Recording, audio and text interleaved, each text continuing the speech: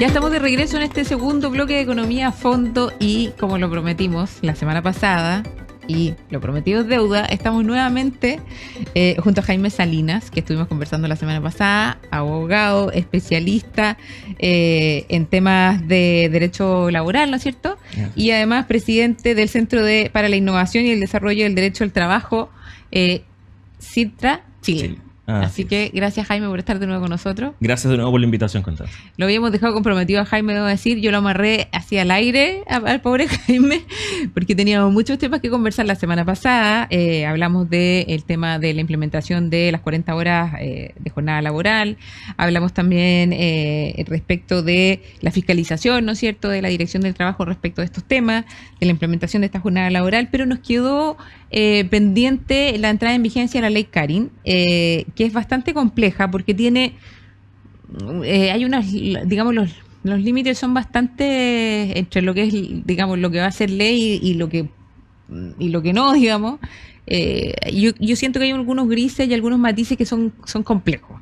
Y ahí nos gustaría tener tu apoyo, Jaime, que eres el especialista en estos temas, y que nos cuente un poquito de qué se trata la ley Carin y bueno, y cómo va a afectar a las organizaciones. Perfecto.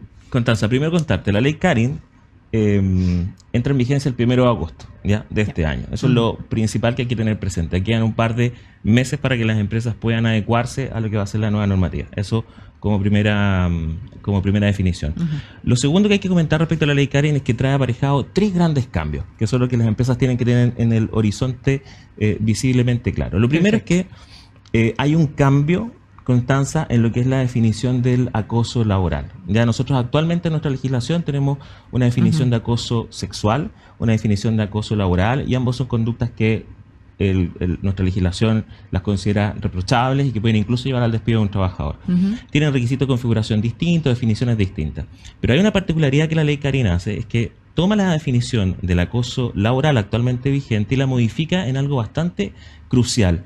Hoy tenemos como definición del acoso laboral un concepto relacionado a la existencia de menoscabo, maltrato, humillación que un trabajador sufre respecto de otro, que le afecta laboralmente en función, obviamente, de su cargo al interior de una empresa. Pero tiene que tratarse de una conducta reiterada, ¿ya? Tiene que existir una suerte de sistematicidad, un patrón de conducta, una suerte de habitualidad en ese maltrato, en esa humillación, para que se pueda reiteración, configurar. Algo permanente. Exactamente. Eso es lo que nos rige hoy, que nos ha regido muchos años.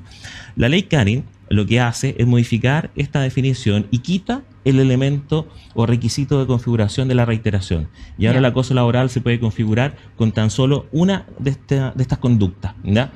Entonces, ¿cuáles serían esas conductas que hacen que efectivamente esto sea la reiteración de un acoso laboral? Aquí también es importante, bien presa muchas semanas. Perdón, en este caso no la reiteración, sino que el acoso laboral, el ejemplo de un acoso laboral sin necesariamente reiteración, que es la diferencia principal que tú nos acabas de destacar. Mira, la ley no da ejemplos respecto de casos de acoso laboral. A mí me ha llamado mucho la atención en prensa en las últimas semanas, donde titulares de distintos medios hablan sobre los delitos que trae la nueva ley Carin. La ley Carin no trae delitos. La ley Carin trae definiciones generales de, obviamente, qué es lo que puede constituir acoso, con una definición bien exhaustiva de lo que es el acoso.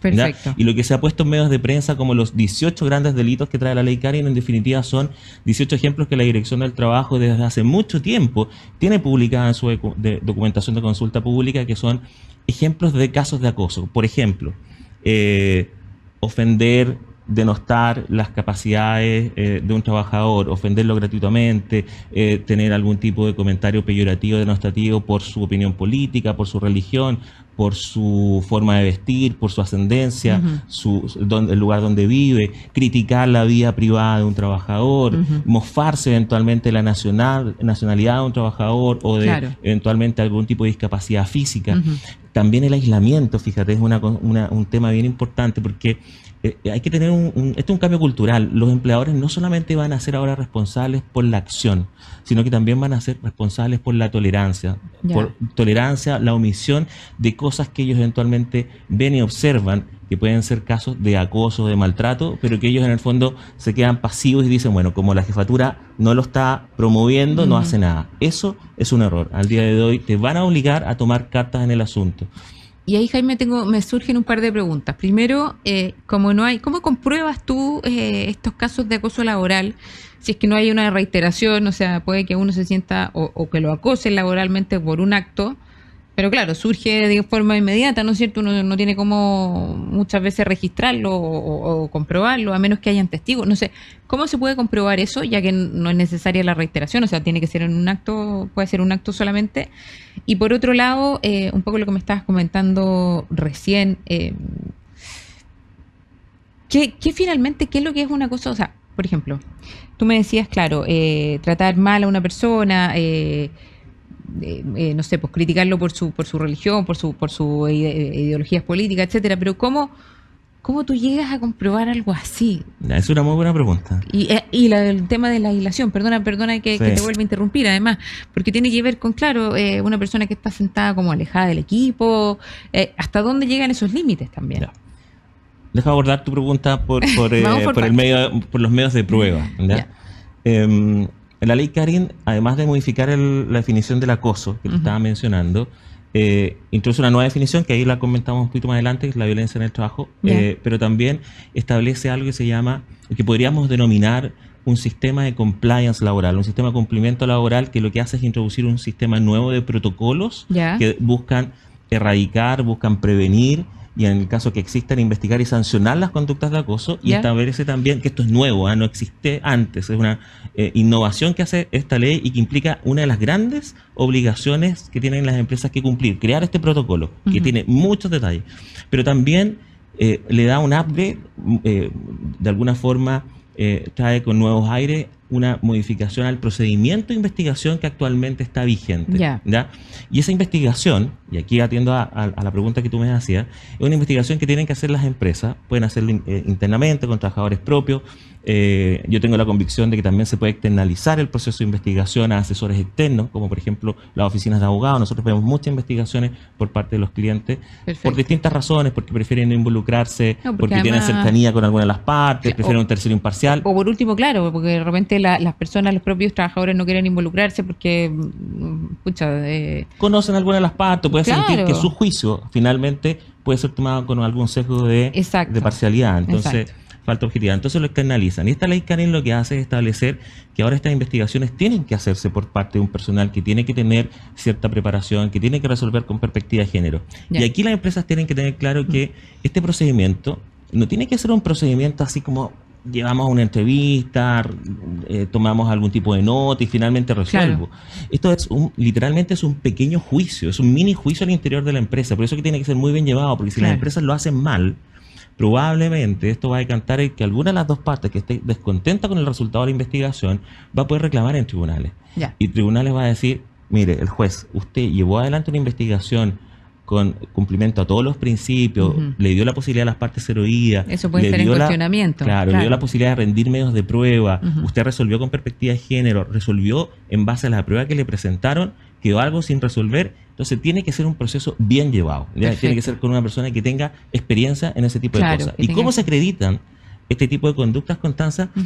Yo diría que estadísticamente, cuando uno habla de acoso sexual, la gran mayoría de los casos de acosadores sexuales deja una trazabilidad de su conducta en redes sociales, en mensajería, en correo electrónico. Entonces, yo diría que muchos de los casos que a nosotros nos llegan para investigar de acoso sexual, la gran prueba que llega son mensajes de WhatsApp, con contenido explícito relacionados al acoso sexual, a los requerimientos de carácter sexual. O temas sexuales, claro, comentarios. Exactamente. Pero también se puede acreditar por testigos, los comentarios o las actitudes que se pueden dar, por ejemplo, en una fiesta de la empresa. Han existido fallos bien característicos de este tipo de conductas que han sancionado a las empresas, de una persona que busca o piropea inapropiadamente a alguien, busca bailar con ella, la abraza más abajo de lo debido, o le busca dar un beso y de repente le corre la cara. Esas cosas son constitutivas de acoso sexual. ¿Y cómo se acreditan?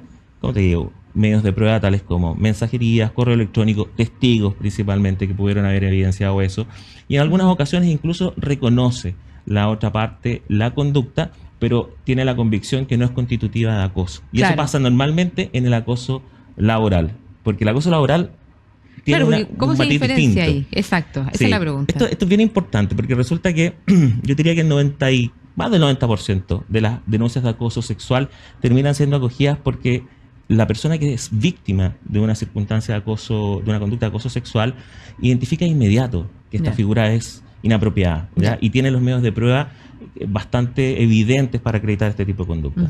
En el acoso laboral, normalmente la víctima se demora mucho tiempo en identificar que es víctima. ¿Por qué? Porque piensa que son cosas del día a día, que es la presión del trabajo, el estrés, que puede ser una especie de liderazgo particular de la jefatura. Claro, justifica un poco el maltrato, ¿no? En el fondo. De alguna forma lo normaliza Ya. hasta que llega a un punto de inflexión en donde ya se quiebra y dice esta cuestión no puede seguir. Entonces ahí en los casos de acoso laboral es donde hay más matices, porque la variedad de conductas que puede llevar al acoso laboral es mucho más amplia que en el acoso sexual, evidentemente, y ahí hay que saber distinguir. Y yo diría que una cosa importante que las empresas tienen que tener claro es que hay que capacitar a la jefatura con motivo de este protocolo que obliga, un nuevo protocolo que obliga a identificar los riesgos, a generar medidas de prevención, a capacitar a los trabajadores para que puedan conocer qué es esto del acoso laboral, el acoso sexual y la violencia.